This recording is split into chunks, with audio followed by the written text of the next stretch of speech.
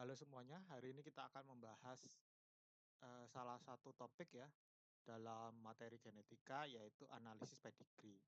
Jadi teman-teman yang sudah pernah melihat beberapa soal olimpiade ya, itu ada bagian menghitung peluang ya dalam pedigree. Misalnya ada pedigree yang menunjukkan silsilah keluarga yang ada riwayat penyakit tertentu, ya. Nanti ditanya, kira-kira berapa sih peluang eee, anaknya ini bisa menderita penyakit tersebut, ya.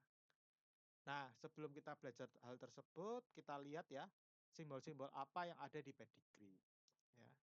Jadi karena pedigree ini menunjukkan, silsilah ya, jadi di sini ada simbol yang menunjukkan, orang tuanya ya. Misalnya jika, dia adalah pria, dia ini akan digambarkan dalam bentuk bagan kotak. Sedangkan kalau dia wanita dalam bentuk bagan lingkaran, ya. Misalnya dia itu belum diketahui, apa namanya, jenis kelaminnya, bisa ditulis seperti bagan ini ya, segi empat seperti ini.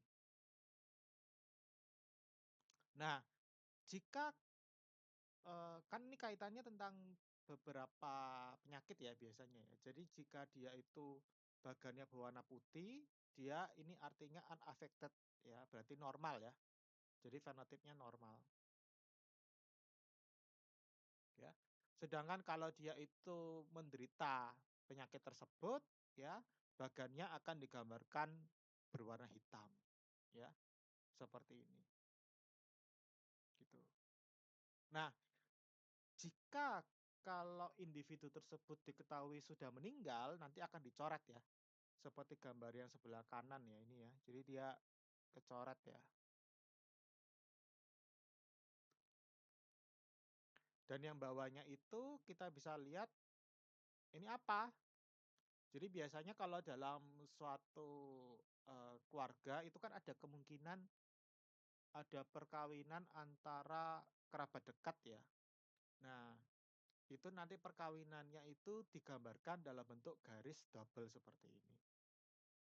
Ya, misalnya perkawinan antar sepupu ya. Berarti nanti perkawinannya akan digambarkan dalam bentuk garis double. Sedangkan kalau dia itu bukan perkawinan antar kerabat, garisnya satu. Seperti yang akan digambarkan di bawah ini, ya.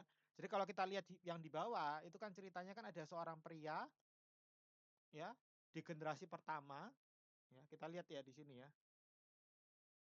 Ini ada generasi pertama nomor satu ya. Berarti individunya kita sebut satu ini ya. Nah ini menikah dengan suatu wanita, ya, ya kita tulisnya seperti ini ya. Generasi satu, individu 2 ya.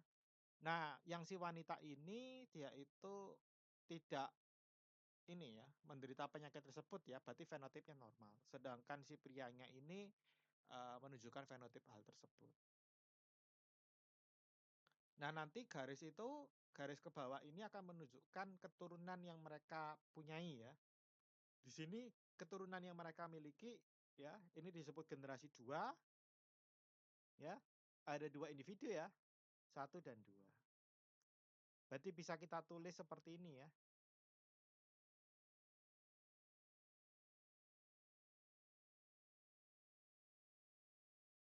gitu. Nah, itu dasarnya ya. Nah, nanti kita akan lihat contoh-contohnya pada pedigree, pada beberapa kasus ya. Nah, ketika kita bicara pedigree itu kan, salah satunya kan bicara penyakit ya, ya.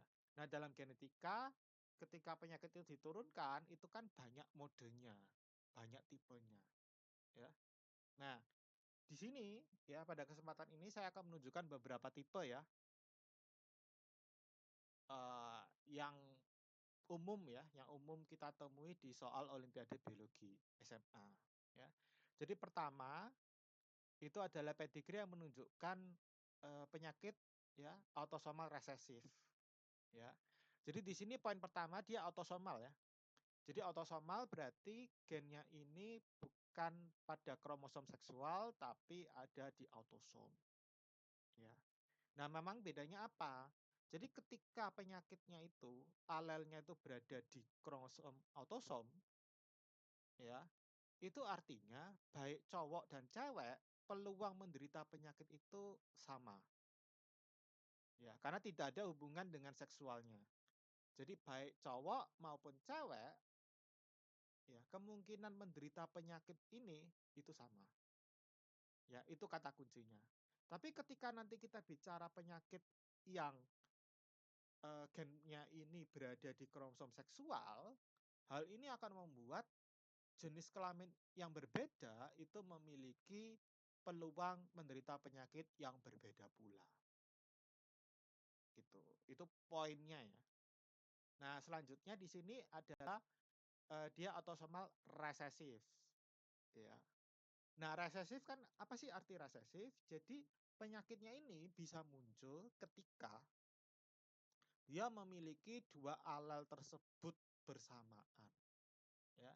Nah, di sini saya kasih contoh ya, semuanya saya sajikan dalam bentuk, eee, alelnya A ya, ada alel A besar, ada alel A kecil. Jadi resesif artinya penyakit ini muncul ketika kopiannya itu ada 2. Di sini saya lambangkan ketika ada A kecil dia berpenyakit. Sedangkan kalau dia ini ya, alel A-nya ini cuma satu atau tidak ada, dia itu akan menunjukkan fenotip normal, gitu. Jadi ini normal, ini berpenyakit.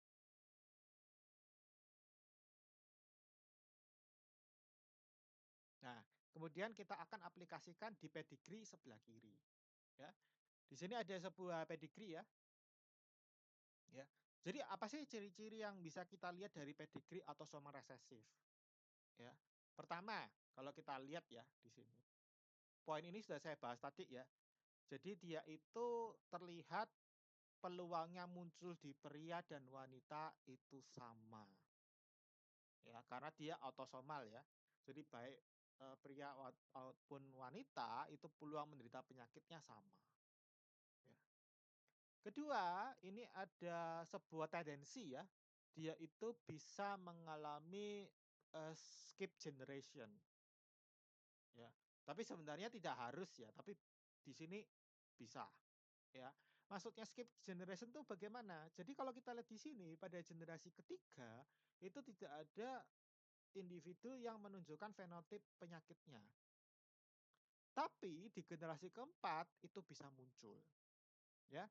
Ketika sepupu ini menikah ya. Jadi sepupu ini kan ceritanya kan individu ini ya.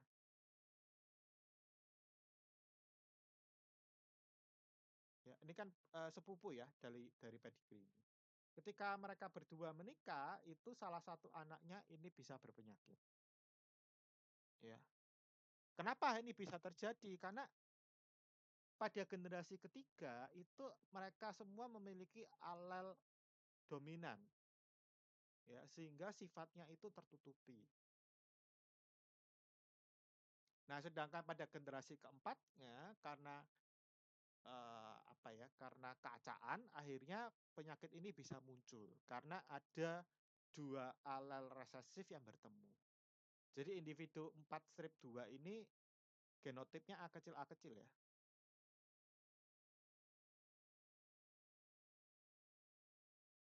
Nah, yang tipe terakhir, jadi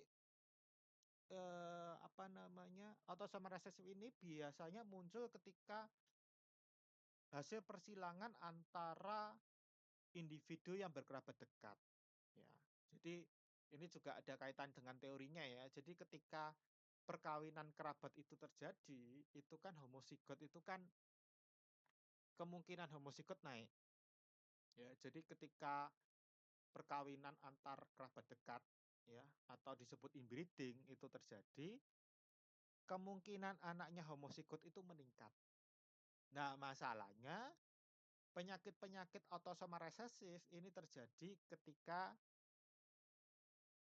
ya, alar resesifnya ketemu dengan alar resesif lainnya. Jadi dia ini harus dalam bentuk homozigot. Jadi ketika kita melihat ya, ada perkawinan kerabat dekat, itu peluang penyakit autosoma resesif itu meningkat sekali dibandingkan yang lain ya, seperti itu. Ya, ini ada tiga karakter ya. Nah, di sini kita lihat ya, saya berikan satu pertanyaan yang penting sekali. Jadi kita disuruh untuk menghitung peluang individu 4-3 bergenotip heterozigot. Ya, jadi yang ini ya. Nah, di sini kita poin utamanya itu dari 4-2 dulu.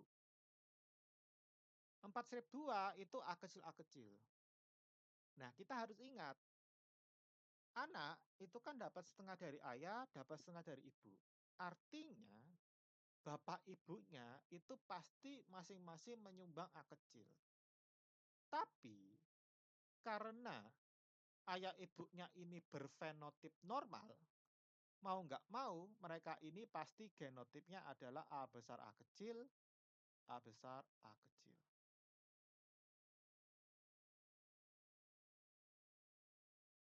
Jadi ini A besar A kecil, ini A besar A kecil. Nah, mereka kawin ya. Kalau kita lihat ya, kalau berdasarkan Mendel ya, perkawinan ini akan menghasilkan seperti ini ya. Satu A besar, dua A besar A kecil, satu A kecil A kecil. Nah, jika ditanya peluang anaknya 4/3 itu heterozigot itu berapa? Kebanyakan orang akan menjawab kan 2/4 ya. 2 dari 4 kemungkinan ini. Tapi salah. Kenapa? Karena pada kasus pedigree ini, individu 4/3 itu sudah ada. Dan dia itu sudah diberitahu bahwa dia itu normal. Ya. Jadi dari perkawinan ini kan yang normal kan cuma ini ya. Ya. Jadi peluangnya ini bukan memperhatikan ini lagi, ini sudah tidak dianggap. Karena anak yang kita lihat itu sudah berfenotip normal. Berarti berapa peluang dia heterozigot? Bukan 2/4, tapi berapa? 2/3. Ya, kenapa 2/3? Ya tadi, karena individu yang 4/3 itu sudah diketahui bahwa dia itu normal. Jadi sudah ada syaratnya. Syaratnya itu dia sudah normal. Jadi peluangnya ini akan berbeda ketika kita tidak tahu anaknya itu ada syarat lainnya. Tuh. Mungkin teman-teman uh, yang masih bingung bisa ngelihat ya, karena di materi SMA itu ada materi peluang ya. Di situ salah satunya ada yang namanya peluang bersyarat. Ya. Jadi di sini karena syaratnya sudah ketahuan dia itu normal, semesta A kecilnya ini menghilang. Jadi peluangnya bukan 2/4 lagi, tapi 2/3. Penyebutnya ini berbeda. Nah, ini perlu dipahami baik-baik ya, karena 2/3 ini banyak menjadi jebakan bagi teman-teman yang menghadapi soal Olimpiade Biologi. Oke, saya lanjut. Nah, pada yang kedua ini saya akan membahas pedigree autosomal dominan ya. Ya. Jadi bedanya kalau dia itu dominan, berarti satu alel saja itu sudah cukup untuk memunculkan fenotip penyakitnya. Di sini A besar ataupun A besar A kecil, dia itu akan berpenyakit. Sedangkan A kecil itu adalah normal. Ya. Nah, kita lihat beberapa poin ya yang bisa kita lihat dari perkawinan ini. Pertama, sama dengan sebelumnya, karena dia ini autosomal, ya, kemungkinan muncul di cowok dan cewek itu adalah sama. kedua, orang tua yang tidak berpenyakit itu tidak bisa mentransmisikan penyakitnya ke anaknya. Kenapa? Karena kalau orang tuanya A kecil, kawin dengan A kecil, ya pasti anaknya A kecil dong, ya. Jadi ini salah satu keunikannya. Jadi orang tua normal normal, semua anaknya pasti normal, ya. Berbeda dengan sebelumnya. Kalau tadi 2 orang tua yang dia itu normal, itu masih ada kemungkinan punya anak yang berpenyakit. Itu salah satu kunci untuk membedakan mereka berdua, ya. Kemudian, ya ini jadi kesimpulannya ya, salah satu yang bisa kita tarik adalah kalau kita melihat ada seorang yang berpenyakit, at least salah satu orang tuanya pasti berpenyakit, mau nggak mau, ya. Jadi kalau anaknya ini sakit, itu kan pasti salah satu orang tuanya nyumbang alel dominan. Nah, kalau alel dominan pasti akan menyebabkan dia berpenyakit, seperti itu, ya. Nah, ini ada beberapa poin yang bisa kita pakai untuk membedakan dengan autosomal resesif sebelumnya. Nah, kita lanjut lagi, yang ketiga, ya. Ketiga ini adalah pedigree, apa ya, penyakit yang terpaut kromosom X resesif, ya.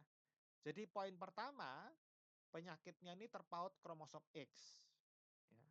Jadi kalau pria, ya, pria itu kan XY ya, kalau wanita itu kan XX kromosom seksualnya. Jadi ada beberapa penyakit yang gennya itu ada di kromosom X ya, penentuannya di kromosom X. Nah, apa sih salah satu cirinya dari penyakit-penyakit ini? Ya tadi, kalau autosomal, pria wanita itu peluang berpenyakit itu sama. Tapi kalau di kasus ini, salah satunya itu peluangnya itu jadi lebih besar, ya. Salah satu penyakit yang terpaut X resesif kan ini ya, buta warna ya, ya. Nah, kalau di buta warna itu pria itu peluang berpenyakitnya jauh lebih tinggi dibandingkan di wanita, ya, gitu. Jadi berbeda ketika dia itu ada di autosom ataupun, di kromosom seksual.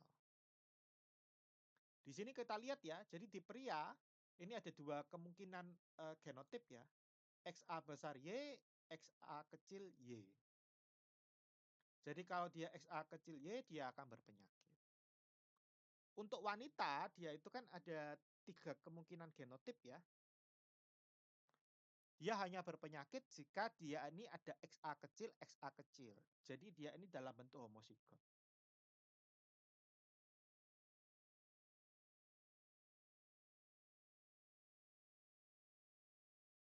Nah, kita coba lihat beberapa poin dari pedigree ini. Pertama, ya, poin pertama, pria yang menderita itu tidak bisa mentransmisikan ke anaknya, ya. Kenapa? Karena kalau prianya ini berpenyakit, misalnya nih SA kecil Y ya. Nah, jadi dia punya punya anak, si bapaknya ini kan pasti nyumbang Y-nya kan ke anak cowoknya, ya.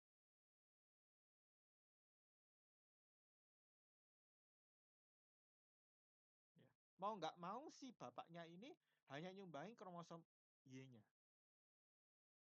Lah, si anak cowoknya ini dapat dari mana kromosom X-nya? Dari ibu, ya, dapat dari ibu. Itu keunikannya ya. Jadi anak anak laki-laki, ya, itu kromosom X-nya dapat dari ibu. Nah, ini ada kalimatnya, tetapi jadi walaupun si bapaknya ini berpenyakit, nggak bisa ngasih penyakitnya ke anak cowok, tapi dia bisa memberikan penyakitnya ini ke anak perempuannya, ya. Karena Y-nya ini kan diberikan ke anak cowok, X-nya diberikan ke anak cewek,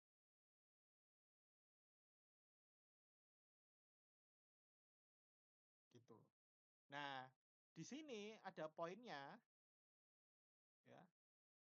Jadi ini kan genotipnya ini kan kalau dia ini ada, apa namanya, ada bulatan merah, biasanya ini kan menunjukkan dia itu adalah karier. Ya, karier itu apa? Jadi fenotipnya normal, tapi dia membawa alar penyakit. Ya, jadi karier itu yang ini ya.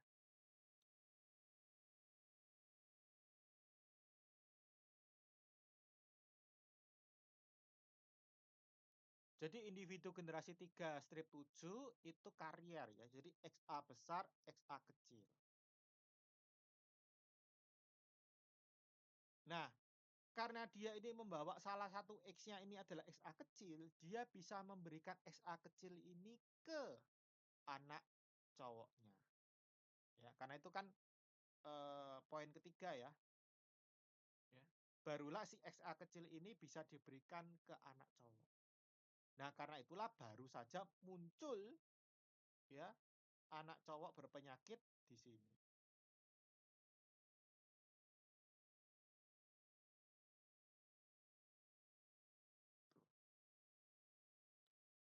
Nah, ini karakter keempat ya. Kebanyakan lebih terlihat ya, terlihat lebih sering ada di pria, gitu. Karena supaya X resesifnya ini muncul, di pria ini kan lebih mudah ya. Karena kan si pria ini kan cuma ada X dan Y. Jadi cukup ada XA kecil Y langsung ya, dia itu berpenyakit. Tapi kalau di wanita supaya dia berpenyakit, dia itu harus dalam bentuk homosigot. Jadi harus ada 2 alelnya. Kalau satu tidak cukup untuk membuat dia berpenyakit. Efeknya, jadi pria ini jadi lebih mudah mendapatkan penyakit ini dibandingkan di wanita.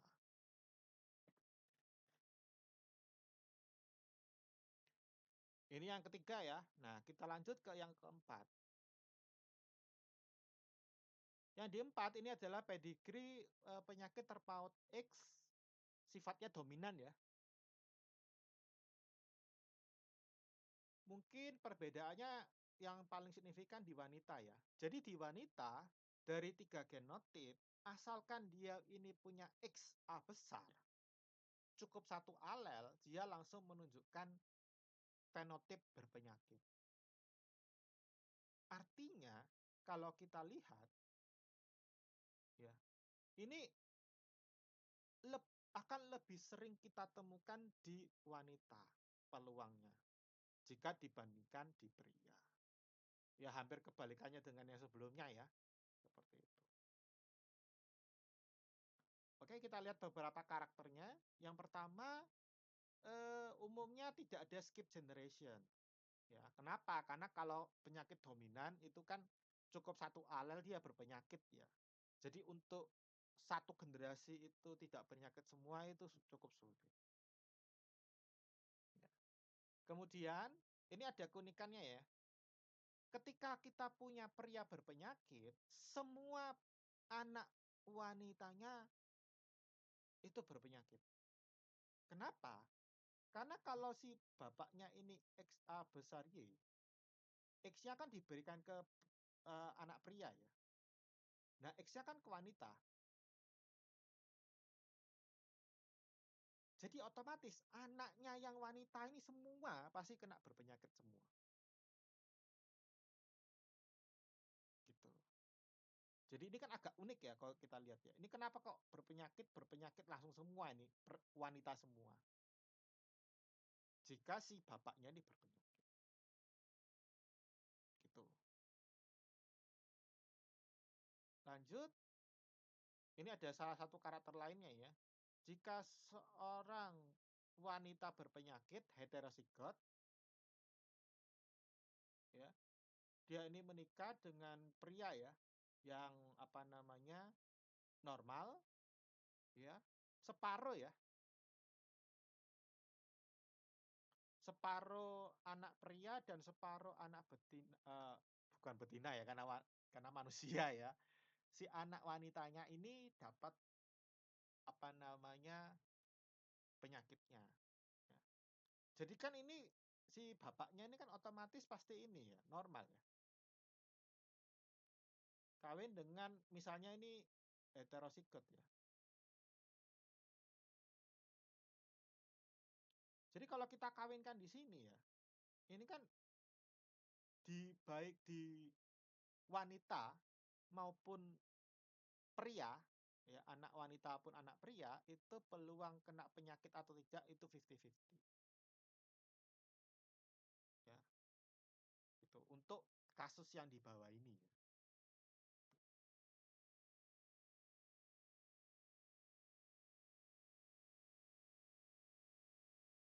Yang kelima, ini ada pedigree yang terpaut kromosom Y.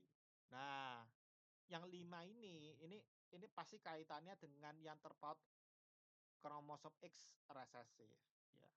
Itu kan sama-sama sekilas kan, oh ya banyak di pria. Tapi kalau ini, ya ini kan ceritanya dia itu berpenyakit ketika punya kromosom Y, ada gen penyakitnya itu. Artinya, kalau si bapaknya ini berpenyakit, semua anak prianya pasti berpenyakit, ya. Jadi kalau kita lihat ini kan langsung langsung turun ke sini ya,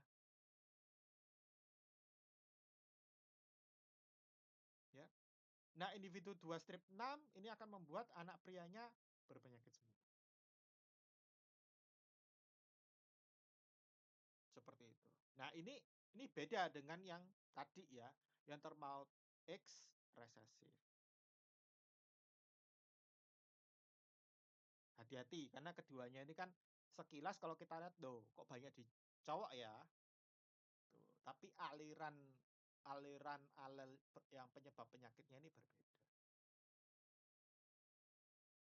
Sedangkan kalau kita lihat di sebelah kirinya, ini ketika si bapaknya ini normal, semua anak cowoknya ini pasti normal, gitu. Nah, tadi kita sudah lihat ya, ada 5 macam pedigree tersebut ya. Sebenarnya kalau kita telaah masih ada tipe-tipe pewarisan lain ya, yang bisa kita amati dalam suatu pedigree. Tapi di video ini kita cuma bahas untuk kelima hal tersebut. Tadi kan kita sudah lihat karakternya ya, coba kita akan aplikasikan ketika kita melihat pedigree yang tidak ada keterangannya ya. Keterangan dalam artian ini penyakitnya tipenya apa, ya kita tidak tahu. Misalnya yang pertama, ini kalau dari cara saya ya, mungkin kalau kalian melihat orang lain mungkin caranya akan sedikit berbeda. Kita lihat di sini, ini ada sebuah silsilah ya. Ini anehnya apa sih? Penyakitnya ini hanya muncul kalau salah satu orang tuanya ini paling enggak berpenyakit, ya. Tapi kalau dia ini normal, kawin sama normal, itu anaknya pasti normal, ya. Jadi ini sebenarnya sudah mengeliminasi bahwa dia itu bukan penyakit yang tipenya resesif, ya. Ini pasti dominan, ya.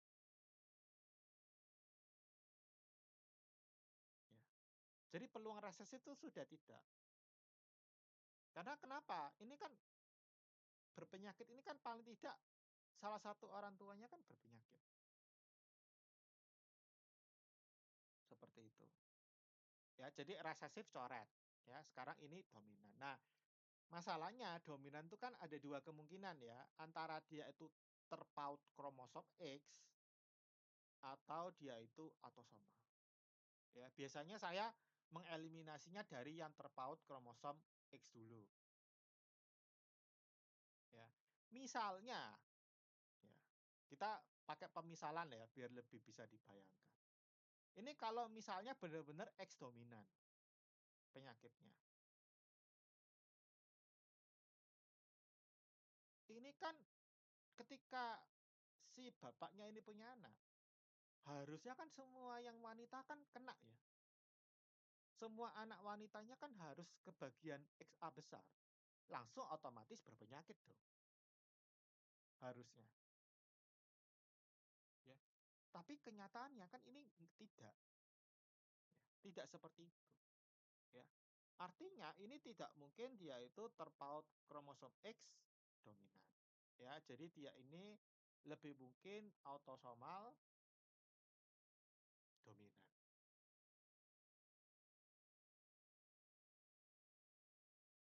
gitu. Itu untuk yang pertama ya. Kita lihat nomor 2.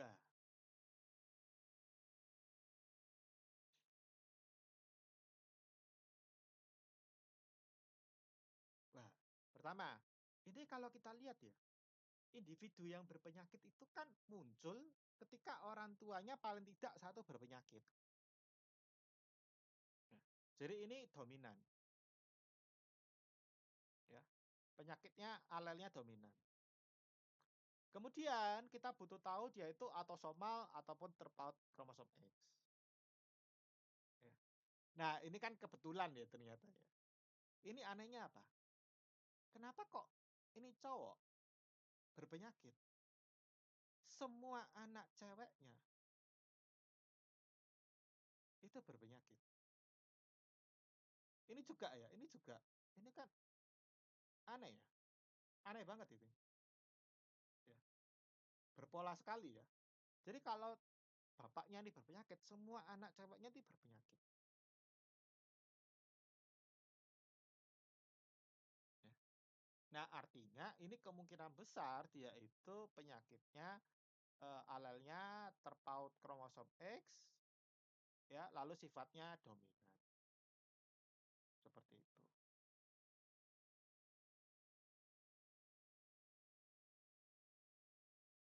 Jadi kelihatan ya, oh bedanya dengan yang sebelum. Lanjut, nomor 3. Nomor 3, ini. Nomor 3 ini ya. Itu kenapa kok yang penyakit itu cowok semua ya? Ya, hanya cowok saja yang dia ini menunjukkan fenotip penyakitnya. Ya, ini kan ya ada dua kemungkinan ya, antara dia itu terpaut kromosom Y ataupun X resesif, ya. Tapi ini anehnya, jika dia ini punya bapak berpenyakit, semua anak cowoknya berpenyakit. Ini juga,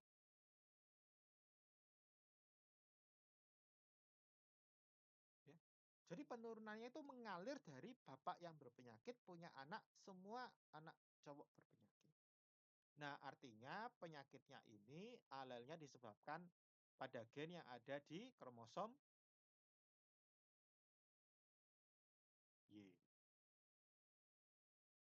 Ya, karena anak pria itu kan dapat Y, satu-satunya cara kan dari bapak ya, nggak mungkin dari ibunya, gitu.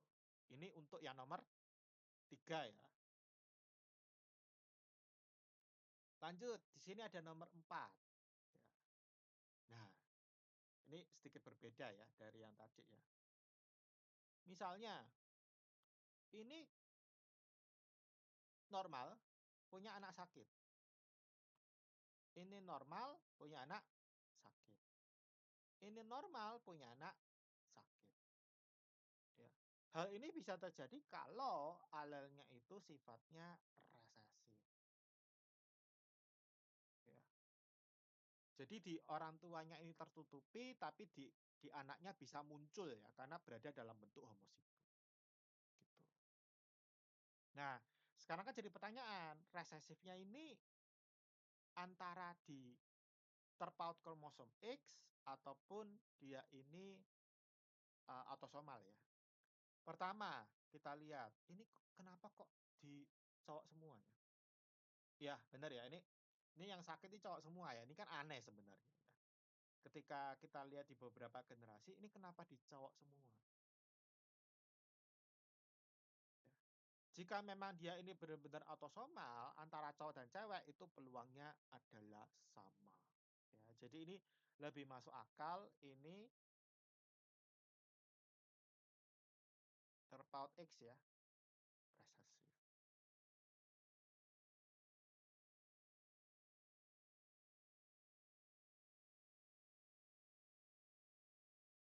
Oke, lanjut yang kelima. Nah, di 5 ini pertama dia ini penyakitnya bisa muncul pada kasus orang tuanya normal ya. Ini normal, normal punya anak berpenyakit.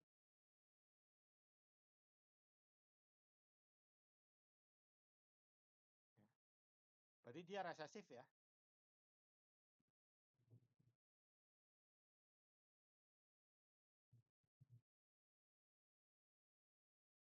Nah, sekarang kita lihat dia ini autosomal resesif apa terpaut kromosom X. Nah, ya salah satu pembuktiannya yang biasa saya gunakan adalah ini kalau wanita ya, anak wanita berpenyakit itu kan XA kecil, XA kecil. Satu dari bapak, satu dari ibu. Jadi bapaknya itu pasti harusnya XA kecil Y. Harusnya kan berpenyakit. Harusnya. Tapi kan tidak. Ya. Jadi ini tidak mungkin terpaut kromosom X. Ya, itu salah satu cara yang biasa saya pakai untuk mengeliminasi kemungkinan kalau dia itu tipenya terpaut X resesif. Ya, ini bukan. Ya, bukan. Jadi dia ini adalah autosomal ya,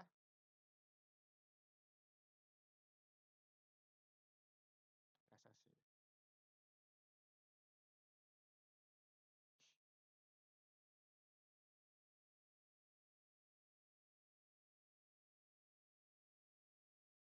Ya, kebetulan ya. Jadi dari 5 soal mewakili masing-masing tipe tadi. Gitu, ya.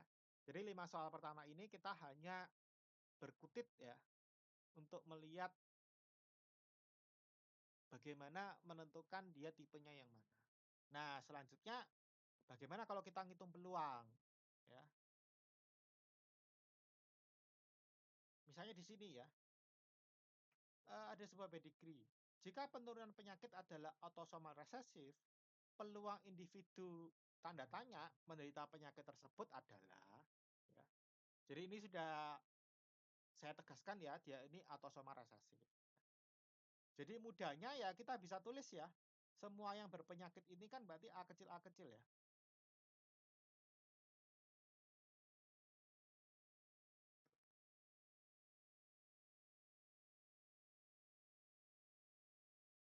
Nah, kalau kita mau tahu si tanda tanya ini berpenyakit, nah kita lihat dulu orang tuanya. Dua-duanya ini kan normal ya. Bagaimana dia punya anak berpenyakit? Otomatis kedua orang ini yang dia ini normal harus heterozigot ya. Ini harus heterozigot. Supaya apa? Punya anak berpenyakit. Masalahnya ini kan dia kan juga ada kemungkinan homozigot dominan kan. Karena itulah kita harus menghitung berapa sih peluang kedua orang tuanya ini heterozigot. Karena tidak pasti. Supaya dia itu punya anak berpenyakit, kedua orang tuanya ini harus heterozigot. Padahal kan dia belum tentu heterozigot. Jadi kita harus menghitung peluangnya dia. Nah, untuk tahu peluang dia heterozigot, kita harus track lagi dari atas. Berapa sih peluang si kedua orang tua ini bisa menghasilkan dia heterozigot? Ya. Nah, berarti kan mau nggak mau kan si individu yang ini kita kan harus tahu berapa peluang dia ini berpenyakitnya. Eh, apa heterozigotnya.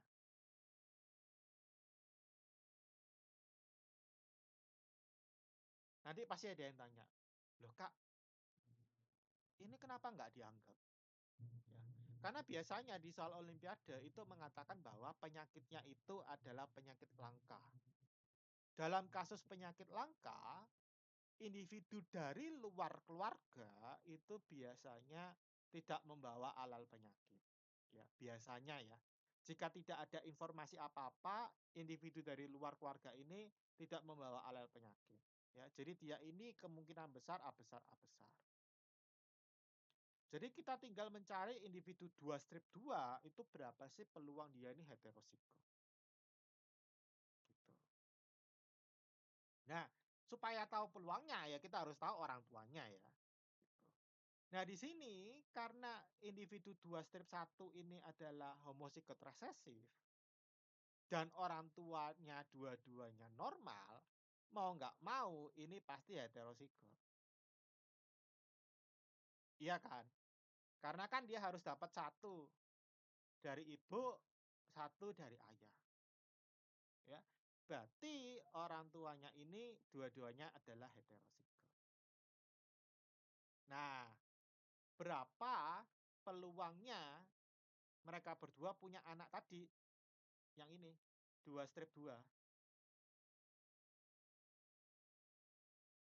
Bukan setengah ya, tapi 2/3, ya.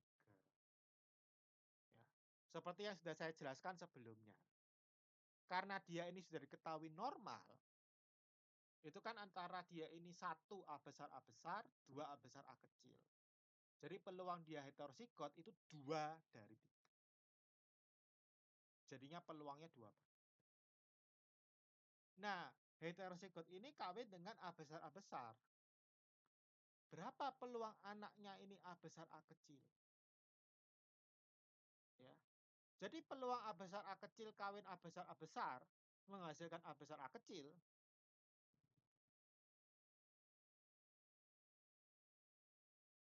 Kok A besar semua jadinya?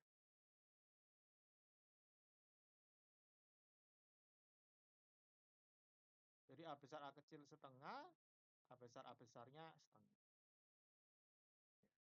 Jadi peluang dia heterozigot itu cuma setengah. Padahal A besar A kecilnya itu kan peluangnya kan cuma 2/3. Jadi secara matematika peluangnya harus dikali bersamaan. Jadi 2/3 kali setengah. Ya. Jadi berapa ini peluangnya? 2/3 kali setengah. Berarti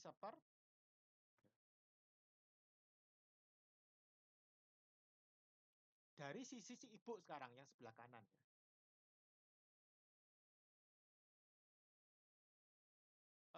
Ini A besar A kecil. A kecil ya. Berarti dia itu dapat sumbangan A kecil dari bapak, dapat dari ibu. Ya, berarti bapaknya kan otomatis heterozigot ya. Nah, anaknya yang 2 strip 5 itu kan dia tidak punya fenotipnya normal ya. Fenotipnya normal. Tapi karena ibunya sakit, dia kan harus nyumbang satu ya. Otomatis kan A kecil ya. Jadi mau nggak mau individu 2 strip 5 itu A besar A kecil. Harus ya. Karena harus berarti peluangnya satu. Ya, tidak ada kemungkinan yang lain. Nah, individu 2 strip 4 itu kan dari populasi. Jadi kemungkinan besar dia itu adalah A besar A besar.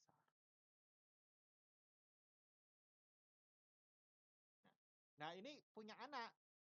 Kita cari peluangnya. Dia ini berapa peluang dia A besar A kecil? Ya. Cuma setengah ya. Ya, ini tinggal kalian kawinkan ya. A besar kawin dengan A besar A kecil. Ya. Berarti setengah A besar, setengah A besar A kecil. Jadi sekarang kita sudah tahu ya, sebelah kiri peluang dia heterozigot sepertiga, yang kanan peluang dia itu heterozigot adalah setengah. Ya. Itu peluang mereka masih heterozigot loh ya. Nah, ketika kawin, ya, heterozigot kawin sama heterozigot, berapa sih peluang dia punya A kecil A kecil? Hanya 1/4. ya, hanya seperempat saja.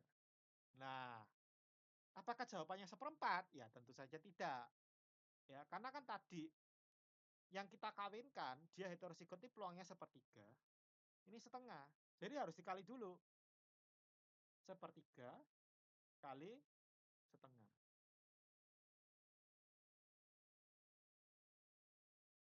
ya.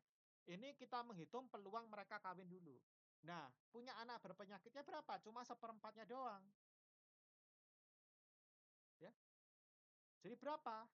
Karena ini kejadiannya harus bersamaan, berarti peluangnya dikali. Ya, berarti sama dengan 1/24, ya,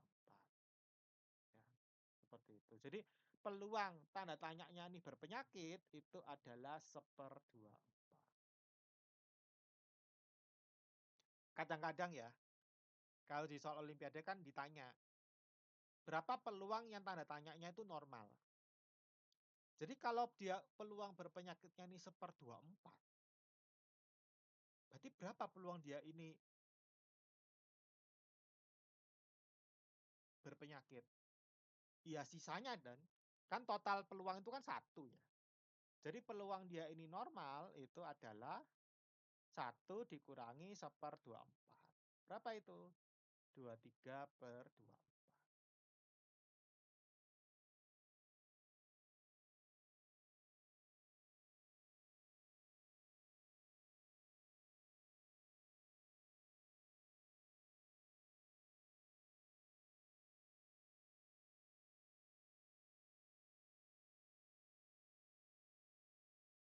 Oke? Nah, ada satu soal ya, mungkin ini bisa jadi bahan diskusi buat kalian ya, kurang lebih sama ya. Jadi ini sudah ditentukan ya ini penyakitnya autosomal resesif ya. Kira-kira berapa peluang individu tanda tanya itu akan menderita penyakit tersebut ya. Nah, kalian bisa coba ya, kurang lebih konsepnya sama ya dengan latihan yang nomor 6. Kalian bisa coba chat ya di kolom komentar, kira-kira berapa peluangnya, tuh. Oke, kalau gitu saya akhiri, semoga video ini bermanfaat untuk kalian semua. See you, bye-bye.